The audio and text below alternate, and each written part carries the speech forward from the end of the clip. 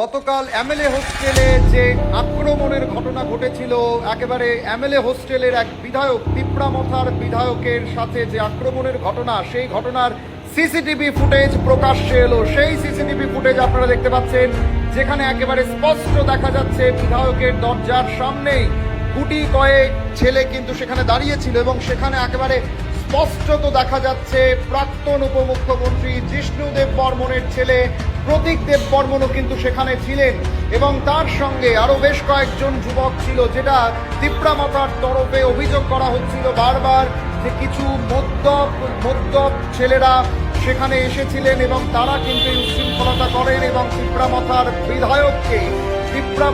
বিধায়ককে তারা আক্রমণ করেন। সেই মুহূর্তের সিসিটিভি ফুটেজ আপনারা দেখছেন। সেই মুহূর্তের সিসিটিভি ফুটেজে দেখা যাচ্ছে প্রতীক দেববর্মন সহ আরো বেশ কয়েকজন কিন্তু সেখানে ছিলেন। যে অভিযোগটা বারবার করা হচ্ছে, এবার প্রকাশ্যে এলো এমএলএ হোস্টেলের সেই মুহূর্তের সিসিটিভি ফুটেজ আপনারা দেখছেন।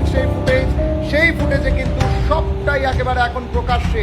এখন প্রশ্ন হবে, এই সিসিটিভি ফুটেজ মূলে পুলিশ তার তদন্ত করেন কিনা এবং যাদের বিরুদ্ধে অভিযোগ তাদেরকে পুলিশ জালে তুলতে পারেন কিনা। তার থেকে বড় প্রশ্ন উঠছে, কি করে এমএলএ হোস্টেলের ভেতরে এই ধরনের ঘটনা ঘটলো, সেখানে নিরাপত্তা ব্যবস্থা নিয়েও কিন্তু একটা বড় প্রশ্ন ইতিমধ্যেই দেখা দিয়েছে।